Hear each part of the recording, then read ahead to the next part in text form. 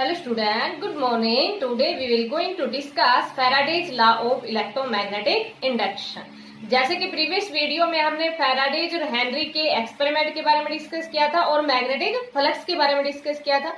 तो जो फैराडेज और हेनरी के जो एक्सपेरिमेंट थे उसी के बेस्ड पे फैराडेज ने 2 लॉ दे दिए इलेक्ट्रोमैग्नेटिक इंडक्शन के।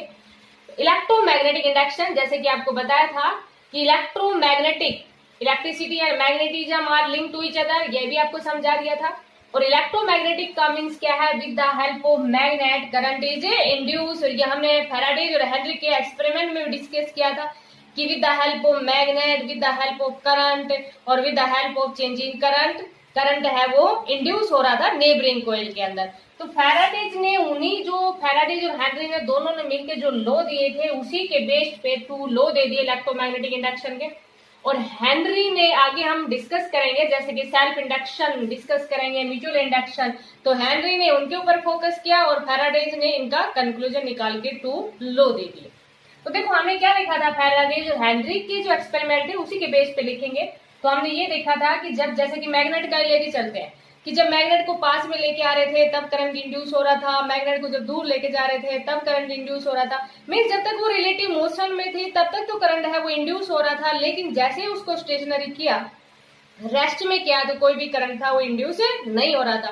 तो जैसे पास में लेके आए तो मैग्नेटिक फ्लक्स था लिंक्स विद द सर्किट वो चेंज हो गया था। मीन्स पास में लेके आए तो ज्यादा मैग्नेटिक फील्ड हो गया था।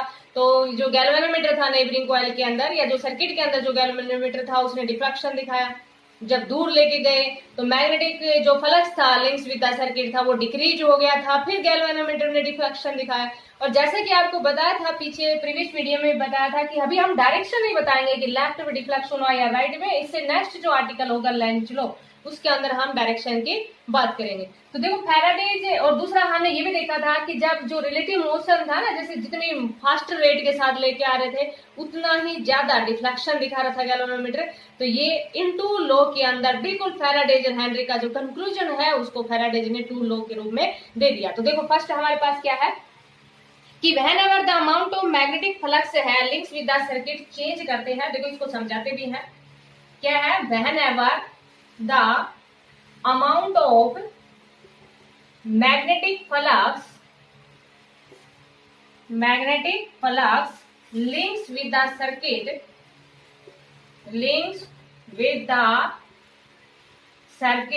changes। मैग्नेटिक फ्लक्स आपको बताया था, मैग्नेटिक फ्लक्स जिसको हम फाई से रिप्रेजेंट करते हैं वो हमारे पास क्या था, बी डॉट ए। तो जब तक अमाउंट ऑफ जो मैग्नेटिक फ्लक्स है links with the circuit change करेंगे तो EMF is induced in the circuit, EMF is induced in the circuit as last long as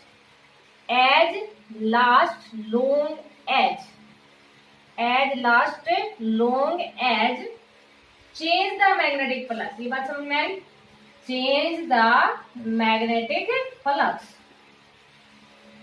देखो फर्स्ट बिल्कुल सिंपल सा है कि whenever the amount of magnetic flux links with the circuit changes तो EMF is induced in the circuit as long as change the magnetic flux। देखो जब अगर open circuit की बात करते हैं तो हम ईएमएफ की बात करते हैं, और अगर क्लोज हो जिसमें जैसे रेजिस्टेंस क्योंकि हर एक सर्किट के अंदर होता है तो इंड्यूस करंट की बात करते हैं। तो अमाउंट ऑफ मैग्नेटिक फ्लक्स है links with the circuit change means EMF is induced in the circuit as long as change the magnetic flux. Change the magnetic flux means इसका जो एक्सप्लेनेशन है कि जब मैग्नेट को पास में लेके आ रहे थे, जैसे अभी भी बताया था आपको, जब मैग्नेट के पास में लेके आएंगे तो मैग्नेटिक फ्लक्स है links with the coil increase हो जाएगा, क्योंकि मैग्नेटिक फ्लक्स क्या होता है, बी डॉट ए। जब पास में लेके आएंगे तो मैग्नेटिक लाइंस इंक्रीज हो जाएंगे, एरिया है ही तो मैग्नेटिक फ्लक्स है वो इंक्रीज हो जाएगा। और जब उसको दूर लेके जाएंगे मैग्नेट को तो मैग्नेटिक फ्लक्स है वो डिक्रीज हो जाएगा। तो एज लास्ट लोग है change the magnetic flux mean जब तक जैसे कि पास लेके आए दूर लेके गए तब तक जब तक ये करते रहेंगे तब तक अमाउंट ऑफ मैग्नेटिक फ्लक्स है links with the circuit change होता रहेगा। समझ में आ गया होगा। बिल्कुल उसी जो इनकी जो एक्सप्लेनेशन थी ना फैराडेज और हेनरी की, उसी के बेस के ऊपर फैराडेज ने अपने 2 लॉ दिए हैं। सेकंड अभी आपको बताया था कि जैसे कि जब रिलेटिव मोशन है ना, जब तक रिलेटिव मोशन रहेगा मैग्नेट का या आपके पास जैसे करंट था, क्योंकि करंट की हेल्प से मैग्नेटिक फील्ड प्रोड्यूस होता है, ये 3rd यूनिट में हम डिस्कस कर चुके हैं। तो क्या होगा हमारे पास कि जब तक हम रिलेटिव मोशन में रखेंगे तब तक हमारे पास ईएमएफ है वो इंड्यूस होता रहेगा। और ये भी आपको बताया कि जितना फास्ट रेट से लेके आएंगे उतना ही ज्यादा ईएमएफ है वो इंड्यूस होगा हमारे पास, जो भी सर्किट के अंदर उतना ही ईएमएफ है वो इंड्यूस होगा। तो सेकंड में क्या कह दिया कि जो इंड्यूस ईएमएफ है ना वो टाइम के ऊपर डिपेंड कर रहा है, rate of change of magnetic flux. समझ में आई बेटा? Rate of change of magnetic flux means relative motion के ऊपर डिपेंड कर रहा है, जितना ज्यादा फास्ट रेट से लेके आएंगे उतना ही ज्यादा करंट इंड्यूस होगा। तो सेकंड में फैराडेज ने अपने सेकंड के अंदर क्या कह दिया कि the magnitude of induce EMF is directly proportional to कि जो इंड्यूस ईएमएफ का मैग्नीट्यूड है वो डायरेक्टली प्रोपोर्शनल होगा किसके? Rate of change of directly proportional to the rate of change of magnetic flux. Rate of change of magnetic flux links with the circuit. Means यहाँ पर क्या कहा कि जो मैग्नीट्यूड है ना इंड्यूस ईएमएफ का वो डायरेक्टली प्रोपोर्शनल होगा किसके? Rate of change. Rate of change means देखो टाइम की बात आ गई ना कि जितना ज्यादा फास्ट रेट से लेके आएंगे उतना ही ज्यादा ईएमएफ है वो इंड्यूस होगा। तो यहाँ पर हम मैग्नीट्यूड की बात कर रहे हैं, तो ये समझ में आ गया होगा। इसको मैं रफ करती हूँ। देखो मैथमेटिकली हम क्या लिख देंगे? Change in magnetic flux. Change in magnetic flux means जैसे कि इनिशियली मैग्नेटिक फ्लक्स है वो हमारे पास कितना है? ∅1 है, और उसके बाद में जैसे कि पास में लेके आए, मैग्नेट को पास में लेके आए, तो जो मैग्नेटिक फ्लक्स था वो इंक्रीज होके कितना हो गया? ∅2 हो गया। तो E है वो डायरेक्टली प्रोपोर्शनल होता है किसके? Rate of change of magnetic flux.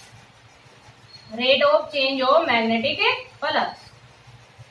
और rate of change of magnetic flux को हम क्या लिख देंगे? d∅dt, क्योंकि फ्लक्स को हमने किससे रिप्रेजेंट किया था? फ्लक्स को किससे रिप्रेजेंट किया था? फाई से रिप्रेजेंट किया था। तो यहां पर हमारे पास क्या कह देंगे? Is directly proportional to d∅dt। की है वो डायरेक्टली प्रोपोर्शनल होगा किसके? डायरेक्टली प्रोपोर्शनल होगा d∅dt के डायरेक्टली प्रोपोर्शनल होगा। यहां पर देखो प्रोपोर्शनलिटी को हटाते हैं ना तो क्या ले लेंगे? k is the constant of A proportionality. ये है उसको क्या ले लिया? Constant of A proportionality. और जब जनरली होता है ना, जैसे कि मान लीजिए किसी कांस्टेंट की जरूरत ना पड़े, जब जनरली की बात करते हैं तो k की वैल्यू यहाँ पर कितनी पुट कर लेंगे? 1 पुट कर लेंगे। तो E है वो हमारे पास कितना हो जाएगा? यहाँ पर अभी हम नेगेटिव साइन लगाते हैं, देखो इसके पीछे रीजन भी बताते हैं। k की वैल्यू को 1 पुट कर दिया, और E है वो डायरेक्टली प्रोपोर्शनल है rate of change of magnetic flux के। मीन्स यहाँ पर जो साइन है हमने वो किसका लगाया है? माइनस का लगाया। माइनस का साइन का मतलब यहाँ पर क्या है कि जो इंड्यूस ईएमएफ है, क्योंकि अभी हम लेंथ लॉ के अंदर यही चीज बताएंगे कि वो अपोज करेगा चेंज इन मैग्नेटिक फ्लक्स को। अपोज करने का मतलब जैसे फ्रिक्शन है वो अपोज करता है मोशन को, बिल्कुल सेम उसी तरह से इंड्यूस ईएमएफ है वो अपोज करेगा किसको? चेंज इन मैग्नेटिक फ्लक्स को। तो यहाँ नेगेटिव साइन है वो इंडिकेटेड दैट कि जो इंड्यूस ईएमएफ है वो always oppose any change in magnetic flux links with the circuit. अगर हम एन टर्न की बात करते हैं, इसको ये पॉइंट आपके अगली जो आपके पास आर्टिकल होगा लेंथ लॉ उसके अंदर आपको बिल्कुल क्लियरली समझ में आ जाएगा। और एन टर्न्स की बात करते हैं, जैसे मान लीजिए कोई भी कोयल है उसके अंदर एन टर्न्स है, तो एन टर्न्स की बात करते हैं तो E इक्वल टू कितना आ जाएगा? -n d∅dt। अब जैसे कि मान लीजिए आपके पास कोई भी न्यूमेरिकल है, उसमें स्टार्टिंग में जो फ्लक्स दिया होगा उसको ∅1 से रिप्रेजेंट करेंगे, उसके बाद में जो चेंज करने के बाद में फ्लक्स है उसको किससे रिप्रेजेंट कर दिया? ∅2 से रिप्रेजेंट कर दिया। तो इसी यही जो एक्सप्रेशन है ना, एन टर्न की बात नहीं कर रहे, ओनली 1 टर्न ही था उसमें, तो इसी को हम क्या लिख देंगे? ∅2 माइनस ∅1 डिवाइड बाई t। तो चेंज का मतलब समझ में आया? चेंज मतलब final minus initial divide by t, और रेट का मतलब विद रिस्पेक्ट टू टाइम। जैसे अभी आपको बताया था ना कि जितना ज्यादा फास्ट रेट से लेके आएंगे उतना ही ज्यादा ईएमएफ है वो इंड्यूस होगा, और इंड्यूस ईएमएफ है वो अपोज करेगा चेंज इन मैग्नेटिक फ्लक्स को, या नेगेटिव साइन का मतलब ये। तो समझ में आ गया होगा। तो ये है हमारे पास Faraday's law of electromagnetic induction. एक न्यूमेरिकल डिस्कस करते हैं बेस्ड ऑन मैग्नेटिक फ्लक्स और Faraday's law of electromagnetic induction के ऊपर। तो जैसे कि न्यूमेरिकल है उसकी स्टेटमेंट हमारे पास किस टाइप से दी हुई है, a wire 88 centimetre long bent into a circular loop is placed perpendicular to the magnetic field of flux density 2.5 weber per metre square. It means ये हमारे पास क्या दिया हुआ है, मैग्नेटिक फील्ड, क्योंकि मैग्नेटिक फील्ड की यूनिट आपको पता थी टेस्ला भी होती है और वेबर पर मीटर स्क्वायर भी होती है। विद इन 0.5 सेकेंड टाइम भी दे दिया। The loop is change into A square. अब पहले तो जैसे कि सर्कुलर लूप थी, अब उसको चेंज कर दिया किसकी फॉर्म में, स्क्वायर की फॉर्म में, और स्क्वायर की साइड है वो 22 सेंटीमीटर दी हुई है। एंड फ्लक्स डेंसिटी है वो इंक्रीज होके, इंक्रीज टू, इंक्रीज बाय नहीं है यहाँ पर, देखो इसी से आपके पास चेंज आ जाएगा। इंक्रीज टू दे रखा है, इट मीन्स जैसे कि पहले ये थी अब ये होगी, इंक्रीज बाय होता तो इसमें ये ऐड कर दे, इस चीज को आप ध्यान रखना। Calculate the value of induce EMF, तो इंड्यूस ईएमएफ की वैल्यू आपको निकालनी। तो देखो बेटा अभी आपको बताया था कि इंड्यूस ईएमएफ है वो हमारे पास क्या था, rate of change of magnetic flux था। इट मींस हम क्या निकालेंगे, rate of change of magnetic flux निकालेंगे। तो पहले चेंज ऑफ फ्लक्स निकालेंगे, टाइम हमारे पास दिया हुआ है 0.5 सेकेंड। तो देखो पहले स्टार्टिंग में एक वायर 88 सेंटीमीटर लॉन्ग वायर है वो 88 सेंटीमीटर लॉन्ग दी हुई है, और मैग्नेटिक फ्लक्स के लिए आपको क्या चाहिए, जैसे हम मान लेंगे φ1 हमारे पास क्या है, इनिशियल मैग्नेटिक फ्लक्स, और फाई के लिए हमें क्या चाहिए, बी इंटू ए चाहिए, क्योंकि यहाँ मैग्नीट्यूड की बात कर रहा है, डायरेक्शन की बात नहीं कर रहे, तो डॉट इस तरह का यूज नहीं करेंगे, जनरली क्या लिख देंगे, बी इंटू ए लिख देंगे। अब यहाँ पर देखो बी मैग्नेटिक फील्ड तो हमारे पास दिया हुआ है, लेकिन हमें क्या चाहिए, एरिया चाहिए, और एरिया के लिए हमारे पास जैसे कि सर्कुलर लूप ही है तो एरिया पाई आर स्क्वायर होता है, इट मीन्स उसके लिए रेडियस चाहिए। तो एक वायर कितनी दे रखी है, 88 सेंटीमीटर लॉन्ग दे रखी है ना, और जो सर्कुलर होता है ना उसकी जो लेंथ होती है वो क्या होती है, सरकमफेरेंस। तो 2 पाई आर हमारे पास कितना है, 88 सेंटीमीटर है, तो यहाँ से हम आर निकाल लेंगे। 2 पाई की वैल्यू जब नहीं दे रखी हो तो कितना पुट कर देते हैं, 22/7। तो ये हमारे पास रेडियस आ गई, रेडियस हमारे पास कितनी आ गई, 14 सेंटीमीटर आ गई ना। अब यहाँ से हम एरिया निकाल लेंगे, area of circular loop, area of circular loop ये आपको पता ही है क्या होता है, पाई आर स्क्वायर। अगर यहाँ पर कैंसिल ना भी करते ना तो पाई यहाँ पर कैंसिल हो जाता, 14 मल्टीप्लाई 14, ठीक है बेटा। तो जब ये इसकी मल्टीप्लाई करेंगे, पहले 22 को 2 से मल्टीप्लाई करेंगे तो हमारे पास कितना आ जाएगा, 44 आ जाएगा, और 44 को जब 14 से मल्टीप्लाई करेंगे तो ये हमारे पास कितना आ जाएगा, 616 से। अब देखो बेटा ये सेंटीमीटर में दिया हुआ है ना, तो इसको क्या लिख देंगे, सेंटीमीटर स्क्वायर लिख देंगे। तो ये वैल्यू हमारे पास कितनी आ जाएगी, 616 सेंटीमीटर स्क्वायर। तो ये एरिया ऑफ सर्कुलर लूप आ गया। अब हमें तो क्या निकालना है, मैग्नेटिक फ्लक्स निकालना है ना, initially magnetic flux B into A. B हमारे पास दे रखा है, बी कितना दे रखा है, 2.5 मल्टीप्लाई कितना है, 616।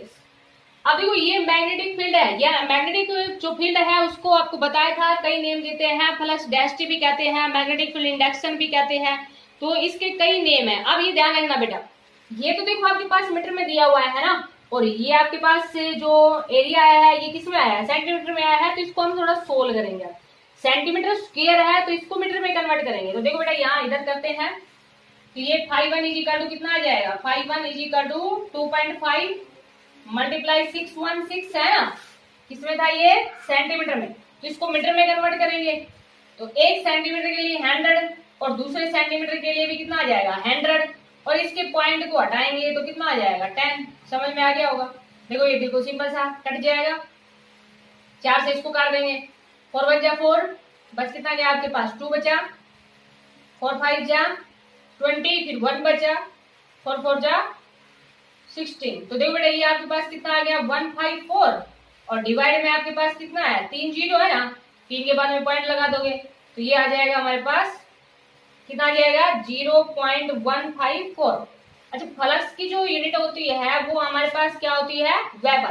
तो ये वैल्यू हमारे पास कितनी आ गई, 0.154 आ गई। 0.154 तो हमारे पास क्या है, इनिशियल फ्लक्स। उसके बाद देखो इस लूप को चेंज कर दिया, किसमें चेंज कर दिया है, स्क्वायर में चेंज कर दिया, और जो स्क्वायर है उसकी साइड हमारे पास कितने दे रखी है, 22 सेंटीमीटर दे रखी। समझ में आ गया होगा बेटा। ये इधर लिख लेते हैं हम, उसके बाद में इसको रब कर देते हैं, 0.154 वेबर, ठीक है। अब देखो बेटा यहाँ पर अब हमारे पास it is changes into square, और जो स्क्वायर है ना उसकी साइड दे रखी है, side of square, side of square है वो हमारे पास कितने दे रखी है 22 सेंटीमीटर। तो यहाँ से हम क्या निकालेंगे, एरिया निकालेंगे। एरिया आपको पता है क्या होता है स्क्वायर का, साइड मल्टीप्लाई साइड। क्यों निकाला है, क्योंकि अभी आपको बताया था कि जो मैग्नेटिक फ्लक्स होता है वो क्या होता है बी डॉट ए होता है। तो ये 22 को 22 से मल्टीप्लाई करोगे तो बिल्कुल सिंपल है, या आता ही होगा आपको, याद ही हो गया मल्टीप्लाई को, क्योंकि काफी यूज होती है। तो कितना है हमारे पास 484 सेंटीमीटर स्क्वायर। अब क्या निकाल देंगे हम, मैग्नेटिक फ्लक्स बी इंटू ए। अभी आपको बताया था बेटा चेंज टू, चेंज बाई होता तो इसमें ऐड कर देते, लेकिन इतने से इतना पहुंच गया, इट मीन्स 3 फुट करेंगे ओनली बस, इंटू एरिया। एरिया हमारे पास कितना है 484। अच्छा देखो बेटा ये अब दोबारा ध्यान रखना, ये हमारे पास क्या है मीटर है ना, और ये किसमें है सेंटीमीटर में। तो 1 मीटर के लिए, सॉरी 1 सेंटीमीटर के लिए 1/100 मीटर, और दूसरे के लिए 100। समझ में आ गया होगा बेटा, इसको मल्टीप्लाई कर लो, पर उसके बाद में बस जीरो तो लगाना है। तो ये हमारे पास कितना आ जाएगा 3 4 जा 12, 3 8 जा 24, और 1 25, 3 4 जा 12, और 2 14, और देखो यहाँ पर कितने जीरो हैं, 4 जीरो है ना, 4 जीरो के बाद में पॉइंट लगा दोगे तो ये आ जाएगा 0.154, 145 इंटू 2। तो इसको यहाँ बस बोले ये इसमें 3 था ना, तो इसको भी 3 तक लिख देते हैं। समझ आ गया बेटा, दिख रहा होगा ये कितना है हमारे पास 0.15145 वेबर। देखो फ्लक्स अब चेंज हो गया ना, पहले इनिशियली फ्लक्स इतना था, फाइनली फ्लक्स है वो हमारे पास कितना आ गया 0.15145 वेबर आ गया। अब यहाँ पर क्या कह रहा है, वैल्यू ऑफ इंड्यूस ईएमएफ की बात कर रहा है, वैल्यू ऑफ इंड्यूस ईएमएफ। तो अभी आपको बताया था कि जो वैल्यू ऑफ इंड्यूस ईएमएफ है E इक्वल टू कितना होता है माइनस d∅dt होता है। तो E equal to minus d∅ भी आपको बताया था ∅2 माइनस ∅1 डिवाइड बाई t। तो E इक्वल टू माइनस, देखो ∅2 कितना है 0.145 माइनस ∅1 हमारे पास कितना है 0.154 इंटू टाइम 0.5 सेकेंड। समझ में आ गया बेटा, अब इसको थोड़ा सा रफ करते हैं। तो देखो अब हमारे पास ये माइनस को अंदर ले जाओ, माइनस को जब अंदर लेके जाओगे तो E इक्वल टू कितना आ जाएगा 0.154 माइनस, देखो ये माइनस माइनस प्लस हो गया और ये माइनस हो जाएगा 0.145 डिवाइड बाई 0.5। तो सिंपल सा है 0.154 में से 0.145 माइनस करेंगे तो 9 बच जाएगा ना 0.009। और टाइम हमारे पास कितना दे रखा है 0.5 दे रखा है। इसको आप सोल्व कर लोगे आप, ये भी बिल्कुल सिंपल सा है। देखो ऊपर तो आपके पास से जो पॉइंट के बाद में 3 डिजिट है और नीचे हमारे पास पॉइंट के बाद में ओनली कितना है 1 है ना, तो इसका मतलब ये जब ये कितना आ जाएगा पहले 0 पे चला जाएगा फिर 0 आएगा, फिर अगेन देखो ये क्योंकि 5 है ना और ये हमारे पास ऊपर कितना है 9 है, तो 0.0 फिर कितने पे आ जाएगा 1 पे आ जाएगा क्योंकि 1 0 तो कट जाएगा, फिर कितना आ जाएगा 8, 5 1 जा 5, फिर कितना हो जाएगा 4, 5 8 जा 40।